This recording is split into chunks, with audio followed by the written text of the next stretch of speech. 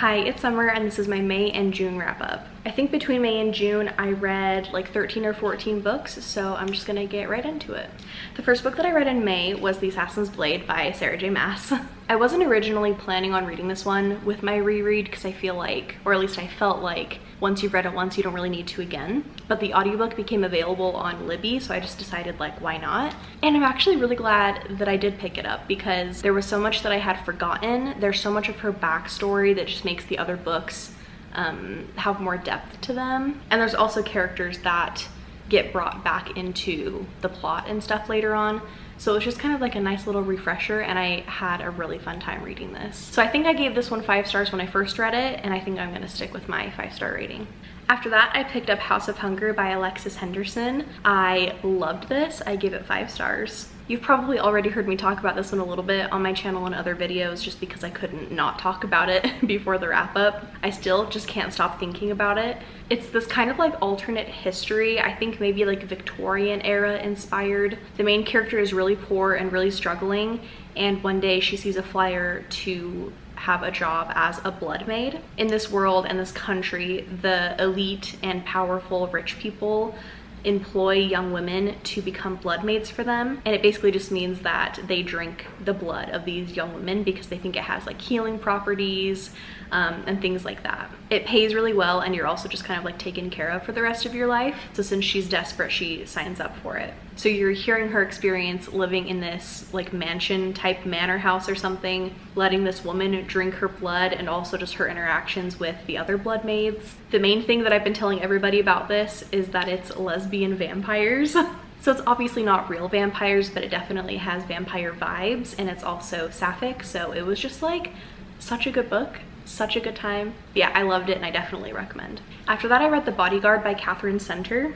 I gave this one 3.5 out of 5 stars. This one is about I think he's a country music star, and he has kind of like some stalker problems, and he needs to go back home and help take care of his mom.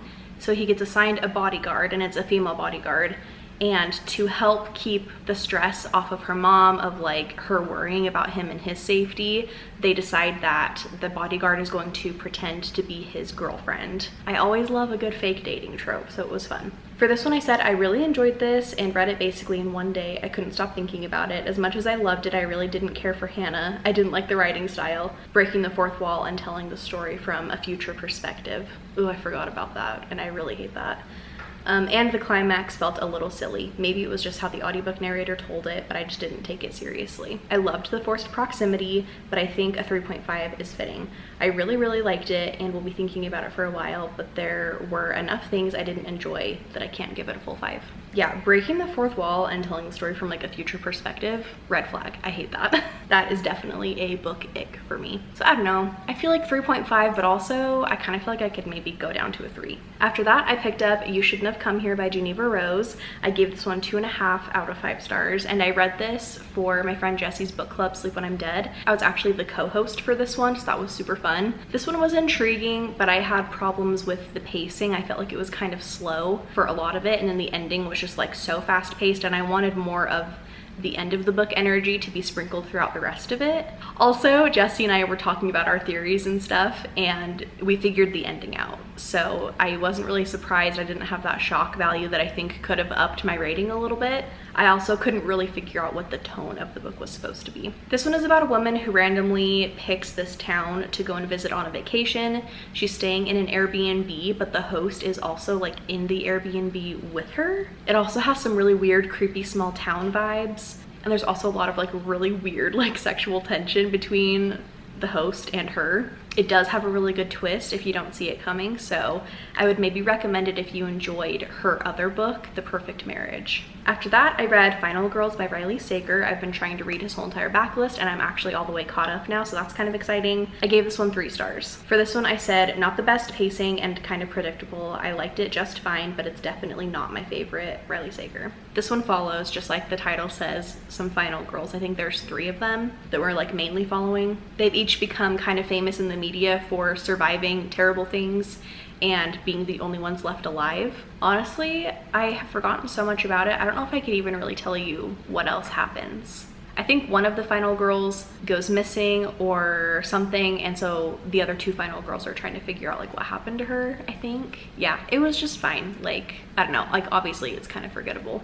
Next, I read Something Wilder by Christina Lauren. For this one, I said this was a solid 4-star book. I love treasure hunting stories both in books and movies, so I had such a fun time with this one. It was also cool to read a book set in my home state because it took place in Utah. I loved the tropes that were in this one: second chance romance, forced proximity, and that the third act conflict wasn't miscommunication, which is such a rare thing in romance. This was just such a fun and cute romance with some cool desert treasure hunt adventures. And also the stakes felt kind of high in this one, like for a romance. This one follows Lily, who is a kind of like desert adventure tour guide. People pay to go and like ride horses and camp in the wilderness in search of like some treasure, and they do puzzles and games and all that kind of stuff.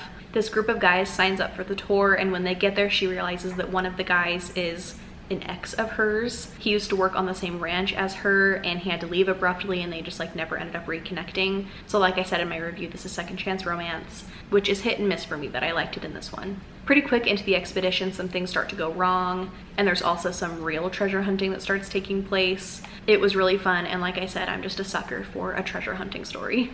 After that, I read possibly the most popular book this year, which is Fourth Wing by Rebecca Yarros. On Goodreads for this one, I said, was this a perfect book? No. Am I still giving it 5 stars? Yes. The dragons, the competition, the steaminess. I had so much fun. I also loved all of the relationships, both platonic and romantic. The overall vibe was just so good, and I'm mainly just super impressed that it lived up to the hype. Some of the things that I had an issue with were the info dumping and that the world is so vast that I definitely didn't have a full grasp of the setting. I also really did not like the audiobook. The narrator made everyone sound very juvenile. I think if I was being really picky about this one, I would give it a 4 or 4.5. But I read this for my in-person book club, and it was just so much fun to like talk with all of my friends about the book and just be so invested in the world and the characters and be fangirling about it. So I feel like my reading experience around it kind of bumped it up a star. And I also just got a notification today that my physical copy is going to be delivered on Monday, so I'm very excited about that. After that, I read Delilah Green Doesn't Care by Ashley Herring Blake. I gave this one 4 stars. I said this was so cute. I love the small town setting, the queer, especially bi representation, the friend group, and the romance. The plot wasn't anything new or special, but I had a fun time reading and will definitely be continuing in the series. And I'm actually reading the sequel right now, and I'm loving it. But this one follows Delilah Green, who is kind of estranged from her family. She's a photographer, and she gets kind of pressured into being the photographer at her stepsister's wedding. She has a strained relationship with her stepsister and stepmother, but she agrees to do it anyway because I think she's gonna be getting paid a lot or something like that. When she's there doing all of like the wedding things, she ends up meeting one of her stepsister, her name's Astrid. She ends up meeting one of Astrid's friends, who is a single mom and owns a bookstore, or works in a bookstore. I can't remember if she owns it or just works there. But it was such a cute romance. I love Delilah. She's very like dark and brooding and has like tattoos and stuff. And Claire is just super sweet, and you see a lot of her kind of struggling with being a single mom and stuff. I loved hearing about all of like the photography and stuff. And like I said in my review, I especially loved that this had bi rep in it. Next, I read When in Rome by Sarah Adams. I read this for my in-person book club as well. I gave this one 3.5 out of 5 stars. I said, as an Audrey Hepburn fan, this book was so fun to read. It's a retelling of Roman Holiday, which is my favorite Audrey Hepburn movie and has been since I was in high school. So when I like saw it and heard that it was Roman Holiday inspired, I was like, I have to read this immediately. It was also kind of fun to follow a main character that was basically Taylor Swift. The romance was very sweet, and I loved the small town vibes. I'm writing this review a couple weeks after reading it, and I'm having a hard time remembering details, but I definitely remember the vibes being very cute and having a fun time reading. I would recommend if you want an easy to read, clean romance. So this one's about a pop star who one day in the middle of the night just kind of like drives to this random town to get away from her like pop star life and stuff and kind of the stresses of that. She ends up meeting this guy there that owns a pie shop, and they have this kind of like forced proximity romance that happens, and it was just really cute. After that, to finish off my Riley Sager backlist, I read The Last Time I Lied by Riley Sager. I gave this one 3.5 stars. This one is about a woman who ends up going back to the summer camp that she went to as a teen. When she was there as a teen, the girls in her cabin went missing and no one knows what happened to them, but she gets called back as an adult to go back to the camp and teach art because she's an artist. And while she's there, she's trying to get to the bottom of the missing girls. On Goodreads, I said this was a fun thriller, but it took me until the halfway point to be super invested. It was kind of slow paced for most of it. It felt a little bit anticlimactic, and I wish that the twist had been done a little bit differently. I loved learning about the history of the camp and that the main character was an artist though. Still a good time, and I'm glad I read it, but it's not as good as Home Before Dark or The House Across the Lake. I'm sorry, Lena. After that, I read The Only Survivors by Megan Miranda for Jessie's Sleep When I'm Dead book club. I gave this one 4 stars, but I could be tempted to bump it up to a 4.5 because I really liked this one. I'm pretty sure that this one is dual timeline and it has multiple perspectives that we're following. It's about a group of people that when they were in high school, they survived a really tragic accident where they were the only survivors out of their classmates. I think there's 6 of them all together. Every single year on the anniversary of the accident, they go to a beach house and kind of stay there and just kind of deal with like the survivor's guilt, the guilt over the decisions they had to make. I wasn't expecting to love this one as much as I did, and I, for the most part, like reading the book, I was like, I'm intrigued. I want to know what happened to these characters and stuff, but I don't really know how they could make this like a twisty book. Like I thought it was just going to be kind of like everything was at face value and there wasn't that much of like a thriller aspect to it or something. But that twist, I did not see coming. It was done so well. I really, really enjoyed this book. After that, for Suns Out Books Out, I read Aquacorn Cove by Kay O'Neill. This one is a middle grade graphic novel with beautiful illustrations, and it's about taking care of the ocean and the earth. I love this one. My only complaint is that the message felt a little bit heavy-handed, but I don't really care that much. I gave this one 4 stars. After that, I read 0 Days by Ruth Ware. I gave this one 2 stars. I really kind of don't want to talk about it, but I will. For this one, I just said too convenient and repetitive. I also guessed who was behind all of it within the first 50 pages. I'm so sad because Ruth Ware is a favorite author of mine, but this just was not it for me. This one is about a husband and wife who are kind of like spies. They're a team, and he kind of does more of like the hacking computer type stuff, and she does more of like the physical aspect of the job, like sneaking into places, being stealthy, all that kind of stuff. But they're not actually spies, they're pen testers, which means that big companies hire them to try and break into their building to see where those companies and businesses need to like up their security and stuff like that. After a routine job, the main character goes back home and finds her husband murdered. So she is the #1 suspect. So she's trying to clear her name and also figure out who murdered her husband. I felt like it was just so obvious who was behind it. Pretty much nothing about this book surprised me. One thing that I've been realizing with Ruth Ware's past couple of books is that they're very repetitive. The characters say the same things over and over again. A lot of like the wording structures are the same, and also just like the same plot elements happen over and over again. Those were things that I especially realized in It Girl, but definitely applied to this one as well. I also really hated that everything felt really convenient. There were so many things that kind of made it sound like she was just getting lucky. For example, there are a couple of scenes where she has to like try to break into a door using like a keypad or something. So it shows her typing in a code a couple of times and it not working. And then her like internal dialogue is like, and just when I thought the door wouldn't open, it clicked and opened for me. And it just happened multiple times to the point where I was like, is she actually even good at her job? Everything just felt, like I said, so convenient. So yeah, 2 stars. I'm really sad because Ruth Ware was an auto-buy author for me, but I feel like after her last 2 books being 2 stars for me, I'm just gonna be a lot more careful about whether or not I pick her books up in the future.